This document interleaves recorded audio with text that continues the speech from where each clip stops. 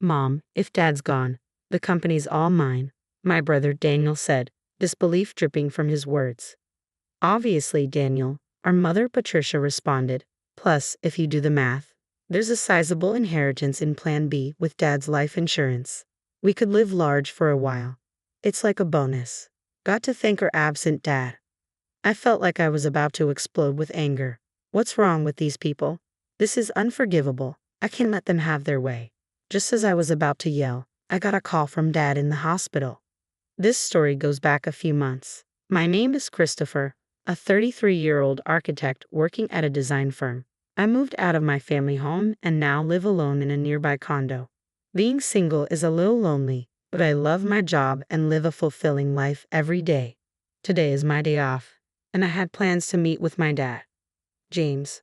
Christopher, how have you been? Dad showed up for our meetup with his usual warm smile on his face. Dad, long time no see. Have you lost some weight? Running a business must be tough work. Keeps me busy, but I'm doing well. Let's get going. I occasionally meet up with my dad like this to catch up over a meal. Today, Dad invited me to join him for some volunteer work. We went to a small children's care facility on the outskirts of town. Hello, Mr. Smith. James. Christopher, hello, and thank you for coming today. We were greeted by the friendly face of the elderly director. Dad and Mr. Smith were chatting away warmly. It turns out my dad grew up in this facility. After leaving, he put himself through college and started his own architecture firm. Even without any relatives to rely on, he made it on his own, and I've always admired him for that. On his days off, Dad often invites me to volunteer at the facility with him. Since we both have backgrounds in architecture, we can repair furniture and playground equipment. James. Christopher, you've helped a lot today. After finishing our repairs on beds, chairs, and swings, Mr. Smith thanked us as we were leaving. I felt good about making a difference, and for Dad, visiting Mr. Smith, who's like a father to him, must be important too. As we walked side by side pondering where to grab a bite, a sleek black luxury car pulled up next to us. The window rolled down, and out popped Mom, driving the car with my brother Daniel. Well, look who it is. Back from the care facility again, are we? Mom said. It's embarrassing to have a dad without parents. Can we stop this already? Mom, let's go, my brother spoke, chomping on his gum. I wanted to retort that he was the one who should be embarrassed, being an adult with no stable job and dyed hair, but I held back. No point in saying anything to these people. It would be a waste. Daniel and I are going to dinner. You two can grab some fast food and don't forget to fold the laundry, all right? Understood, Patricia, Dad responded, and without another word, Mom rolled up the car window, and they drove off. Dad and I just watched them go, saying nothing. Mom and my brother looked down on Dad, belittling him at every turn.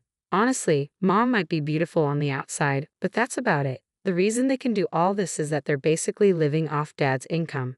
They've been trash-talking him for as long as I can remember, saying he's a deadbeat from an orphanage with no ambition or excitement in his life.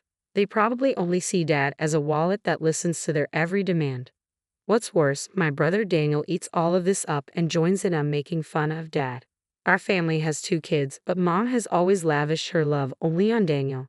She's pretty much ignored me, giving Daniel whatever he wants whenever he wants. Thanks to that, Daniel still clings to Mom like a child even in his 30s. He still calls her mommy and lets her dictate even what he wears and eats. When I heard that Mom accompanied him to every driving lesson, I was floored. Dad, isn't it hard living with those two? I asked my dad that question. I'm used to it. Besides, they're still family. I have to do what I can, Dad said in a lonely voice before heading back to the house he shares with Mom and Daniel. All I could do was watch him go. A month passed. I got a call from Mom saying that Dad had collapsed, so I rushed to the hospital. Dad, what on earth happened to you? Dad, who looked even more fragile than a month ago, responded, I got some tests done, and they found cancer apparently. My dad had been diagnosed with advanced progressive stomach cancer. According to the doctors, he had about 3 months to live, give or take. I never thought this would happen, especially since he's only in his 60s. Even my mom was visibly shaken. Why'd you let things get to this point? I lashed out. You and Daniel have been pushing Dad too hard. You know he's been stressed out. Christopher, how dare you speak to your parents like that? You're nothing like Daniel, Mom snapped back. And what is Daniel doing at a time like this? Off gambling again? While Mom and I were arguing, Dad spoke up quietly. Both of you, stop. I'm fine. Go home for today. Dad, I'm sorry. I'll be back. I left the hospital room, but between my worries for Dad's health and the shock of his prognosis, I couldn't sleep that night. After that, I took on the responsibility of bringing Dad a change of clothes and doing his shopping as he requested. Sure enough, neither Mom nor my brother lifted a finger. Still, I wanted to make Dad's time as comfortable as possible. I popped into his hospital room during breaks from work and took care of him for 2 months. Then one day, when I went back to my parents' house to grab some of Dad's belongings, I overheard Mom and my brother talking in the living room. Mommy, once Dad is gone, the business is all mine, right? Stunned by my brother's words, I listened more closely. Daniel, it's not a given. Besides, if you do the math, there should be around $2 million in inheritance. Wow, that's awesome. Maybe I should buy another car. Why not? You'll be the company president, so you should drive a nice car. Thanks to his life insurance, we can live a little lavishly for a while. It's like a bonus. Got to thank Dad for not being around. I felt like I was going to explode with anger.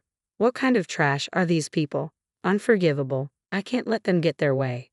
Just as I was about to unleash my anger, I got a message from Dad. Christopher, can you come to my hospital room alone?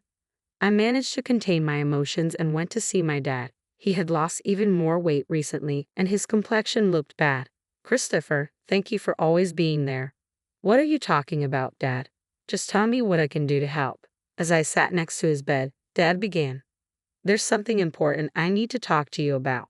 I listened quietly to my dad, holding back the tears as I responded. Visiting hours are almost over, so I'm going to head out. But about what we discussed, Dad, just focus on taking care of yourself for now. Ah, thank you, Christopher. See you later. In the end, that was the last conversation I had with my dad. He took a turn for the worse shortly after and passed away the next day. I held my emaciated father's hand in the hospital room and cried. My mom and brother also put on a show of tears, but only this time. Things got pretty tough after that. Mom was technically in charge of the funeral, but of course she didn't lift a finger. Instead, she showed up at the funeral all done up in makeup and tried to cut corners on the costs. He doesn't even have any relatives. Why not keep it simple? Dad's coworkers and business associates are coming to the funeral. Don't embarrass us with that kind of talk. And today, while getting his necktie tied by Mom, Daniel chimed in, just do what Mom says. Don't waste money on a dad like that. Daniel, just be quiet. If it's about money, I'll handle it. At least let me give Dad a proper send-off. So I ended up taking charge of the entire funeral. It seemed Dad was well loved by many people. Lots of folks came to pay their respects, which made me really happy. About a week had passed since the funeral ended. That's when Mom spoke up. Now that we are a family of 3, we finally got that person out of the picture. Now the $2 million inheritance is all ours, right, Daniel? And Dad's company too. Man, I'm finally going to be the boss. Listen up, Christopher, you better give up your share. Got it? Just after the funeral had ended, they were already talking about this stuff. Annoyed, I replied, Dad had already arranged all the inheritance matters with the lawyer. I have the contact details. What? Why didn't you say that sooner? Call the lawyer right now. That's right, Christopher, hurry up. So I dialed the number on the business card that Dad had given me. Not long after, the lawyer, a woman in her mid-30s, arrived. I'm Attorney Williams. I've been authorized by James to handle matters concerning the inheritance. I'm very sorry for your loss. While shaking hands and greeting the lawyer, my brother Daniel said, Wow, I thought lawyers were all old dudes. You're quite the looker. Got a boyfriend? Oh, Daniel, do you like her? Mommy prefers someone younger, my mom chimed in. Knock it off, both of you. Thank you for coming all this way. Please come in, I interjected, ushering Miss Williams into the room. Let me explain. First of all, concerning the company, James had told me before he passed that it would be transferred to an acquaintance's company. I've been proceeding with the paperwork. What? Daniel shouted. What does that mean? I was supposed to become the CEO. I've heard nothing of the sort. For the sake of the employees, the company will be merging with a trusted and skilled company that your father was fond of. The other company has already agreed, so there's nothing that can be done. That damn outsider. Damn it. Daniel fumed. My mom hurriedly chimed in, Daniel, calm down. The inheritance is ours, right? It should be around $2 million, shouldn't it? Miss Williams answered in a matter-of-fact manner. No, there's nothing like that. The company was not doing as well as you think, and any remaining assets have been used to prepare for the company's transfer. What? What about our money? There should be $2 million coming in, Daniel exclaimed. Mommy, what's going on? Patricia has received a substantial life insurance payout. She has left a will expressing the desire to gift that money. What are you talking about? We've already spent that on a new car. Dad had multiple insurance policies, right? What about those other payouts? Regarding life insurance, James had canceled all policies before he passed. All I know is that the money was used up. What? Where did all the money go before he died? Damn it. Was he planning to leave us without a dime? Daniel shouted. I watched Miss Williams leave as my mom and brother lost their composure. As she left, she said, It's tough, isn't it? All I could do was give her a smile in return. I looked up at the night sky, recalling the last conversation I had with my father. While walking, I remembered, Christopher, would you take over the company if I die? There might not be much in assets, but I should be able to leave you at least the insurance money. There should be enough of that. Dad, you were the only one in the family who was kind to me. I wanted to leave something for you at least. Dad, I respect you for building the company from scratch with your own hard work. I want to make it on my own too. I don't need the company or the insurance money, but if there's any inheritance left, I want you to use it as you wish. I'll help in any way I can. Christopher, thank you. Thank you. Walking along, I realized I had arrived at the facility. Despite it being night, Mr. Smith was in the yard. When he saw me, he ran over in tears. Christopher James passed away so suddenly. He told me not to come to the funeral, but actually, Mr. Smith, my dad was grateful for both you and the facility. I just found out too, a little while ago, James made a large donation to the facility. A really large one. Now we can buy the things the kids need. We might even be able to renovate. Thank you, but I wish James could have lived. I wish he could have been happy. While comforting a tearful Mr. Smith, I found myself crying too. Looking up at the starry sky, I whispered in my heart, Dad, you did it. You really did it. A few months later, I occasionally met with Miss Williams to handle the intricate legalities of transferring the company and settling the estate. This was to be my last meeting with Miss Williams. After expressing my gratitude for her support, Miss Williams offered her condolences once more, comforting me in a considerate manner. As I was seeing off Miss Williams, I thought about how I might never see her beautiful face again. She was such a kind and gracious person. Just then, as I was waving goodbye, a familiar car pulled up beside Miss Williams and out jumped my brother, wielding a metal bat. Ah hey, what the heck are you doing? I yelled and quickly tackled my brother. Shut up. Let go of me. His face turned red as I held him down to the ground. He was struggling. Were you trying to attack Miss Williams? What's going on? What's going on? Because of her, I didn't get the company or the money. It's her fault. Damn it. That's ridiculous. This isn't Miss Williams' fault.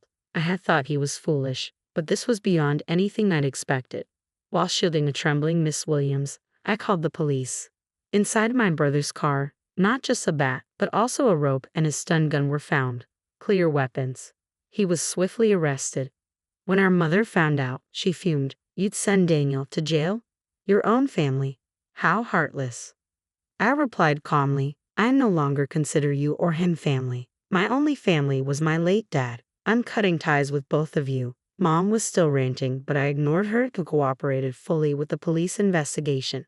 I later found out that my brother had also been repeatedly harassing Miss Williams online, making vulgar comments and slandering her. Threats had even been made, and the police were in the process of identifying him. My brother was sentenced to jail for his attempted attack on Miss Williams. She also sued him in civil court for defamation, and he was ordered to pay damages too. Please take every penny he has if that'll make him reflect on his actions. I'm truly sorry for all this. Upon my apology, Miss Williams gave a faint smile and said, I'll do just that. Thank you for saving me from a dangerous situation. From now on, I hope you at least find happiness, Christopher. Several months later, when spring arrived, I found myself at Sakura Garden. Today it wasn't for volunteering. It was a business meeting. Thanks to the funding from my father's donation, the aging facility was planning a renovation. Mr. Smith had approached me for the architectural design. I initially declined, citing my inexperience, but Mr. Smith was unyielding. James always proudly said Christopher will become an exceptional architect. He's already surpassed me. We can do this because of James. I'd really like for you to take on this project, Christopher. With sentiments like that, how could I say no? I wanted to create a wonderful building that brings even a small amount of happiness to the kids and Mr. Smith. I'm sure my dad would have been proud of that. As for my brother, well, he hasn't changed even after his sentencing. Actually, he's become even more irresponsible. Though he avoided jail due to probation, he still begs our mom for money daily, starts drinking in the afternoon, and gambles away what he borrows. My mom is being pushed around by my brother every day. The large house we lived in, thanks to my dad, along with the car bought with insurance money, were sold to pay for Miss Williams' compensation and my brother's bail. Now it seems they live together in an old apartment. A friend told me she's lost her beauty and looks more like an old woman now. She brought this upon herself, but I hope she at least reflects on how she treated my dad poorly before he passed away and raised my brother to be such a mess. One last thing, I'm going to marry Miss Williams, the lawyer, soon. She told me in confidence that she felt attracted to me after I saved her from my brother's violent behavior. She's a bit on the serious side, but I really love her for her kindness and dependability. From here on, I aim to work hard and be like my dad, building a warm and loving home.